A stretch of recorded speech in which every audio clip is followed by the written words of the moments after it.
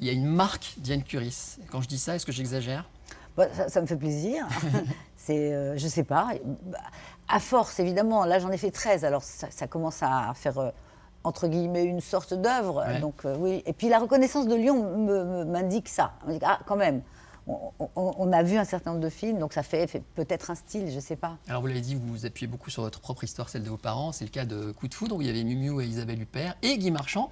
On va d'ailleurs voir quelques images de tournage, qu'on a ressorti quelques archives de l'INA pour se replonger dans cette époque.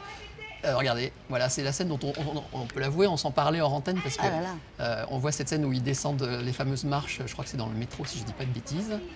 Voilà. Et ça vous rappelle beaucoup de souvenirs, ces tournages? Ah bah, j'ai jamais revu ces images, donc ah oui, c'est drôle, incroyable. Non, non, mais où est-ce qu'on a tourné ça? C'est pas dans le film en tout cas. Qu'est-ce que j'étais jeune, mon Dieu, oh là là. Quel genre de réalisatrice vous êtes? Exigeante, très technicienne, ou alors complètement dans l'histoire et vous déléguez le côté technique? Bah, je pense que j'ai évolué au cours des années, c'est-à-dire que j'étais plus exigeante sans doute avant, et maintenant j'ai tendance à laisser les acteurs improviser. J'aime beaucoup maintenant quand ils improvisent. À l'époque, je voulais que ce soit exactement les mots que j'ai écrits. C'est le métier qui rentre, comme dirait. Sans doute, oui, c'est ça, c'est exactement ça. Je suis beaucoup plus libre, et je trouve que finalement, ce qui est beau dans les films, c'est les accidents, c'est ce qu'on n'attendait pas.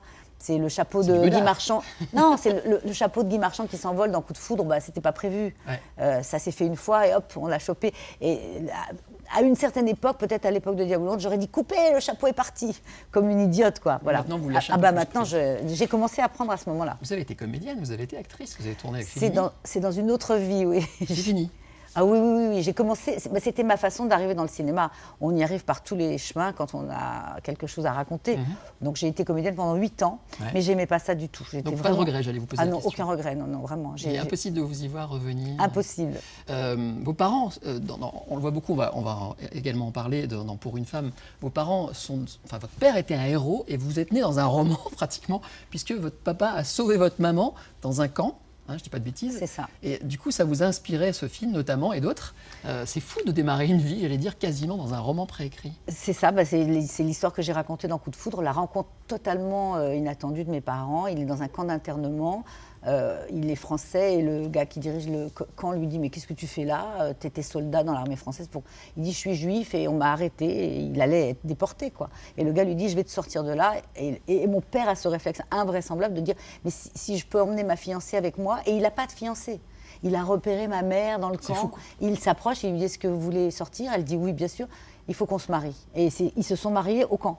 Et voilà, je suis le fruit de ce mariage qui était au début un mariage blanc. Alors j'ai une question de psy à deux balles, mais est-ce que vous avez comment vous travaillez? Vous avez besoin absolument de vous inspirer de votre vie et ça vous sert à quelque chose personnellement de sortir ces films qui en parlent? Je pense que tous les créateurs utilisent leur vision, on passe par soi-même. Alors il se trouve que moi c'est plus direct parce que souvent je me replonge, oui, dans mon enfance, dans une histoire d'amour, dans une histoire de divorce, dans une histoire de travail. Quand je parle de mon métier dans Arrête ton cinéma, je parle aussi Sylvie Testu m'a inspirée puisqu'elle a écrit le livre et on a écrit le scénario ensemble. Mais beaucoup de cinéastes ont eu envie de parler de leur métier. C'est pas seulement Truffaut dans La Nuit américaine, mais plein de cinéastes. Et moi, je l'ai fait 2 fois. Je l'ai fait dans ce film qui s'appelait Un homme amoureux, où j'ai mélangé une histoire d'amour avec l'histoire du cinéma, enfin l'histoire d'un tournage. Je puise, oui, c'est ma matière. Ma matière, c'est moi. Alors, ça paraît très égocentrique, auto-centré, mais bon, il se trouve que en disant ma vérité, quelquefois, parfois, j'arrive à toucher les gens dans leur vérité à eux, parce que c'est ça, finalement, de créer, c'est d'essayer de connecter avec les autres. Et alors, pour une femme, là aussi, on va voir quelques images, je crois, de tournage. Vous vous êtes réconciliée avec Lyon. Et du coup, il y a les deux. Il y a votre passé et il y a votre passé à Lyon. Vous avez même dit qu'à partir de ce film, vous vous réconciliez avec la ville, c'est ça? Oui, j'ai redécouvert la ville. J'avais toujours des douleurs en venant ici. Et puis, en tournant, en redécouvrant le lieu, les gens. Le tournage, ça va vous rappeler de bons souvenirs aussi. On avait reconstitué, rue Aimé-Colomb.